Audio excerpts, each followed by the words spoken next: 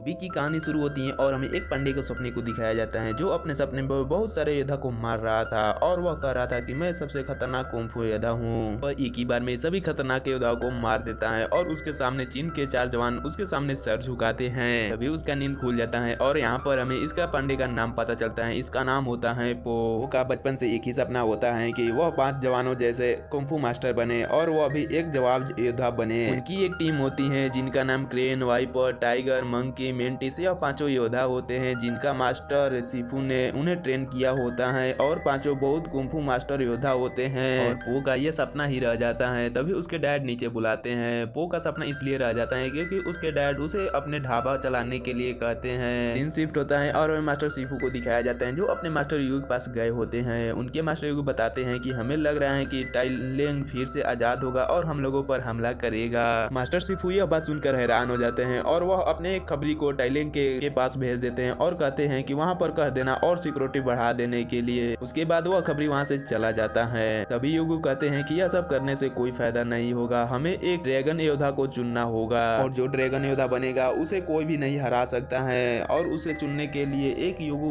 परीक्षा रखते हैं। और पो को जैसे ही पता चलता है कि युगु एक परीक्षा रखते हैं ड्रैगन योद्धा चुनने के लिए तो वो ढाबा में सभी लोगों को वहां पर भेज देता है। वह खुद भी जाने लगता है। तभी उसके डैड कहते हैं कि तुम कहाँ जा रहे हो। तो पो कहता है कि मैं जा रहा हूँ महल की ओर। तो उसके डैड कहते हैं कि तुम भूल रहे हो, तुम अपने सवैया वाले गाड़ी नहीं ले जा रहे हो, तुम्हें वहाँ बेचना होगा, बहुत सारे आदमी आएंगे। यह सुनकर पो उदास हो जाता है। फिर परीक्षा शुरू हो जाते हैं और सभी लोग वहाँ जाने लगते हैं। पो भी अपनी गाड़ी लेकर जाने लगता है पर उसकी गाड़ी ऊपर नहीं जा पाती है तो वह पो उसे वहाँ पर छोड़ आगे बढ़ जाता है। फिर दूसरी तरफ सीन शिफ्ट होती है और हमें मास्टर युगु को दिखाया जाता है। युगु कहते हैं कि मैं जिस भी योद्धा को चुनूंगा वो हम सब के लिए शांति लाएगा। फिर हमें दूसरी तरफ दिखाया जाता है कि वो किसी तरह से ऊपर चढ़ जाता है लेकिन उसे गेट में जा पाता तभी वह गेट बंद हो जाता है और वह बाहर ही रह जाता है। फिर हम देखते हैं कि मैदान में उन 5 योद्धा की फाइट शुरू हो जाती है और वह 5 अपने अपने फाइट प्रदर्शन दिखाते हैं। फिर हम देखते हैं इधर बाहर पो किसी तरह से अंदर जाने के लिए कोशिश कर रहा होता है। वह बहुत सारे तरीके लगाता है लेकिन उसे कोई भी तरीका काम नहीं आता है। फिर वह लास्ट में एक पटाखे का कुर्सी बनाता है और उसकी मदद से वह अंदर चला जाता है और जाकर वह मैदान में वहीं पर गिर जाता है। जब उसकी आंखें खुलती हैं तो वह देखता है कि मास्टर युग की उसकी ओर ही उंगली है और वह उसे ड्रैगन योद्धा चुन लेते हैं। जो देखने के बाद सभी चौंक जाते हैं और कहते हैं कि इतने बड़े बड़े योद्धा होने के बावजूद उसने एक पांडा को चुना है जो कि कुंफू वगैरह कुछ भी नहीं आता है। लेकिन घाटी के लोग बहुत खुश थे। वहीं पर हम देखते हैं कि सिफू के वहीं हम 5 योद्धा को देखते हैं जो मास्टर सिफू से माफी मांगते हैं और कहते हैं कि सॉरी गुरुजी, हमने आपको निराश किया। तो वहीं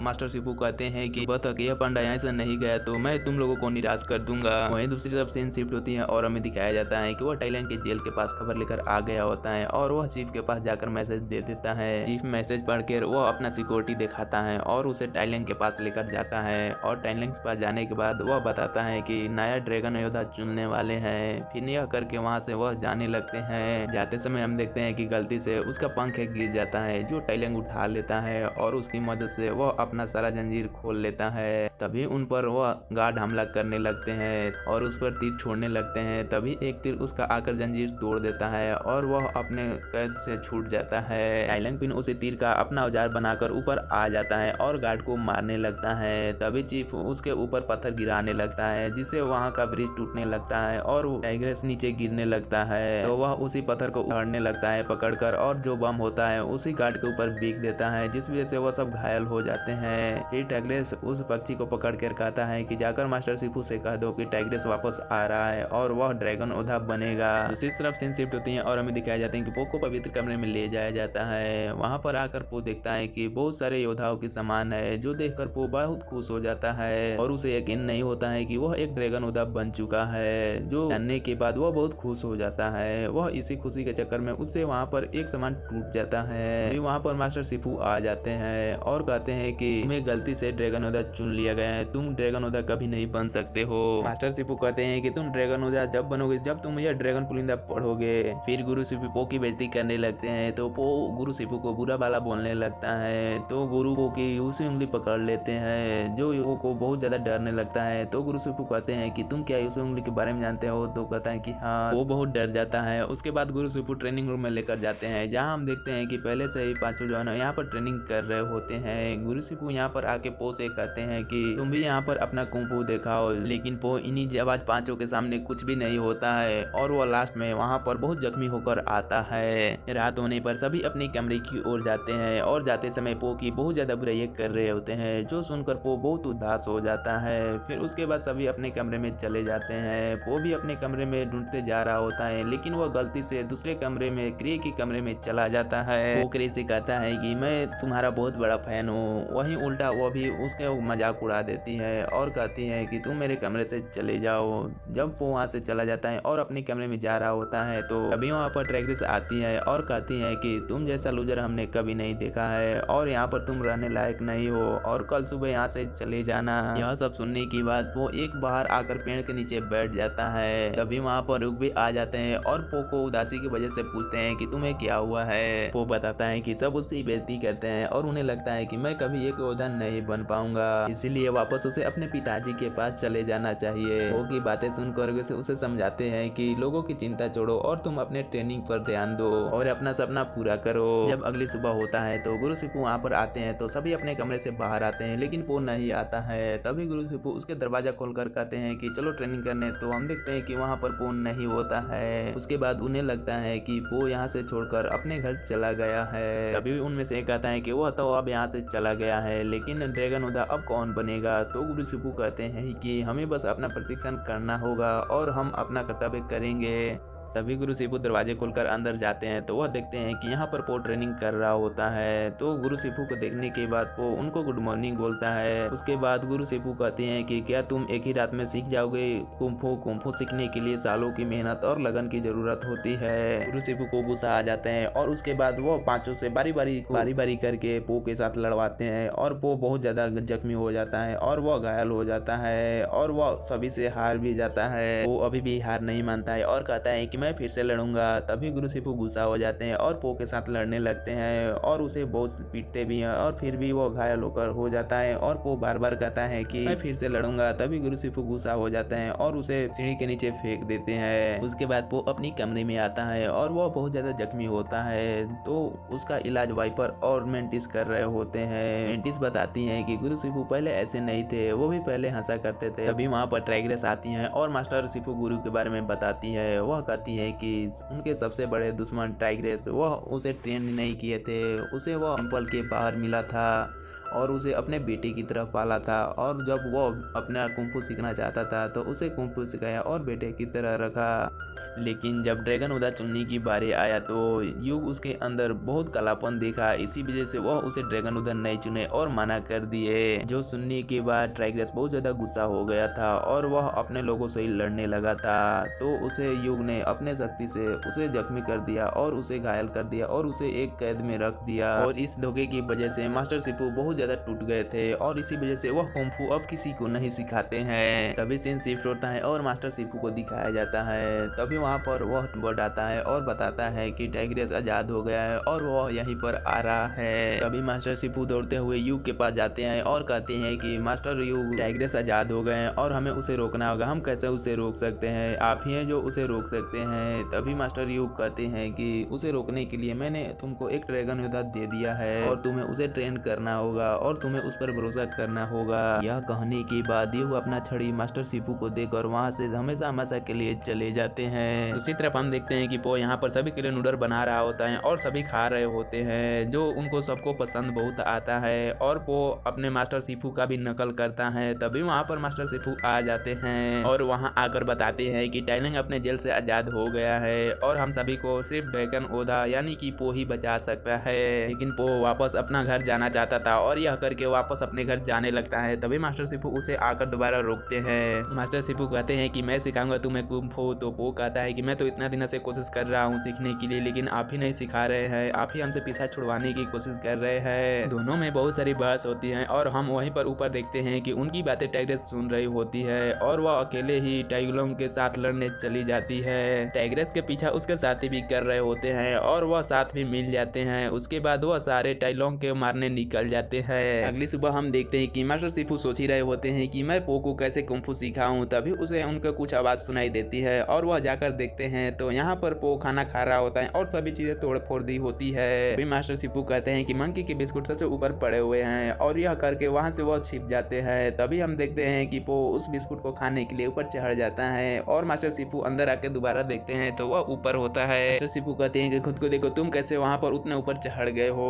तो पो कहता है कि मुझे नहीं पता मैं यहाँ पर कैसे इतना ऊपर चढ़ गया, बस मुझे खाना था तो मैं इसीलिए ऊपर चढ़ गया। मास्टर शिफू समझ जाते हैं कि यह कोई इत्तेफाक नहीं है और वो समझ जाते हैं कि मैं कैसे इसको कुंफू सिखा सकता हूँ। फिर मास्टर शिफू उसे वहाँ पर लेकर जाते हैं जहाँ कुंफू का उदय हुआ था। फिर वहाँ पर ले आ जाकर मास्टर शिफू उसे ट्रेनिंग देते हैं और उसे खाने का लालच देके उससे बहुत सारा ट्रेनिंग करवाते हैं और धीरे धीरे हम देखते हैं कि पो सीख रहा होता है। वो बहुत जल्दी सीख जाता है और हम देखते हैं कि उसके बाद मास्टर शिफू वहाँ पर एक मोमो का टोकरी ले आते हैं और वो खाने के लिए देते हैं। तभी हम देखते हैं कि मास्टर शिफू उसको सब मोमो को हवा में उड़ा देते हैं और खुद खा लेते हैं और लास्ट में एक बचता है जो हम देखते हैं कि पो उस मोमो को खाने के लिए पो कुछ भी कर सकता है। फिर हम देखते हैं कि वो मास्टर शिफू से कुंफू लड़ाई करने लगता है और वह जीत जाता है। फिर सीन शिफ्ट होता है और हमें पांचों योद्धा को दिखाया जाता है। फिर हम देखते हैं कि वह पांचों लड़ने जाते हैं और ब्रिज पर उनकी बहुत शानदार फाइट होती है। फिर हम देखते हैं कि पांचों रस्सी काट रहे होते हैं और वह उसे नीचे गिराकर मारने वाले होते हैं। इन टाइलैंग इन पर हमला कर देता है तो टाइग्रेस उसकी तरफ लड़ने जाती है। फिर हम देखते हैं कि उनमें बहुत ज्यादा शानदार फाइट होती है। हुए टाइलैंग को पता चल जाता है कि इनमें से कोई भी नहीं ड्रैगन योद्धा है। तभी उनमें से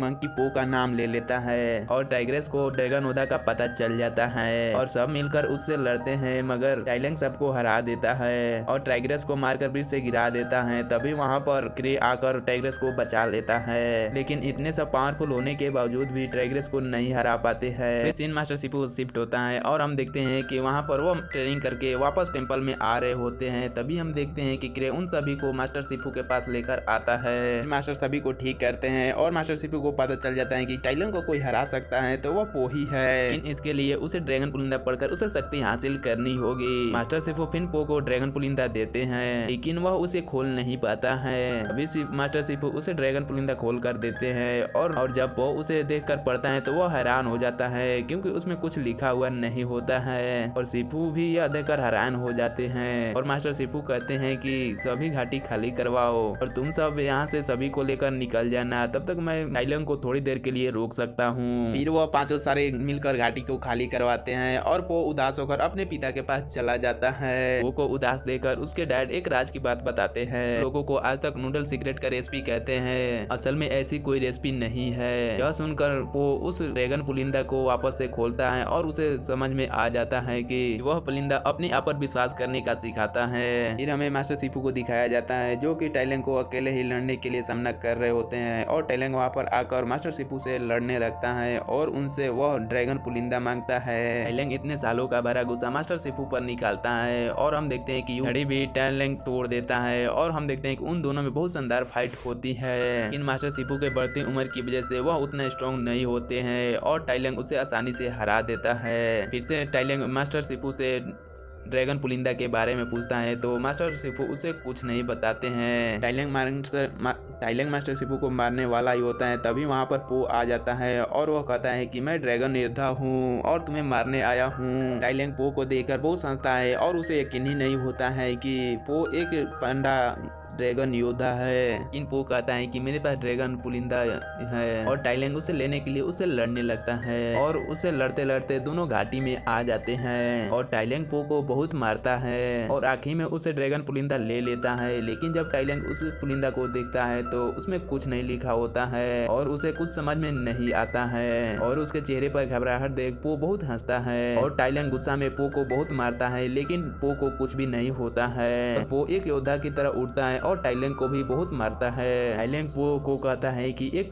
मोटा पांडा मुझे नहीं हरा सकता है। फिर वह पो उसकी उंगली पकड़ लेता है और उसे उंगली की पकड़ दिखाने लगता है। तो टाइलैंग कहता है कि तुम्हें यह नहीं सिखाया होगा मास्टर शिफू ने, लेकिन पो कहता है कि मैंने खुद ही सीख लिया और वह उसकी उंगली दबा देता है जिस वजह से वहाँ पर बहुत बड़ा सा ब्लास्ट होता है और टाइलैंग मर जाता है और सब गाँव वाले बहुत खुश हो जाते हैं और जब आज 5 भी पो के सामने सर झुका लेते हैं। अभी पो को शिफू की बात याद आती है और वह उनकी तरफ टेंपल में जाता है। जाकर मास्टर शिफू से बताता है कि उसने टाइलेन को हरा दिया है। मास्टर शिफू कहते हैं कि मास्टर युगुए ने सही ही कहा था कि तुम सबके लिए शांति लाओगे, लेकिन उनकी हालत देख पो को लगता है कि वह मरने वाले हैं। लेकिन मास्टर शिफू बताते हैं कि वह बस आराम कर रहे हैं और पो भी उनके साथ लेट जाता है और यहीं पर मूवी एंड हो जाती है। चैनल को सब्सक्राइब और वीडियो को एक लाइक जैसे कर दीजिएगा। तो चलिए मिलते हैं कोई अगले एक्सप्लेन वीडियो में।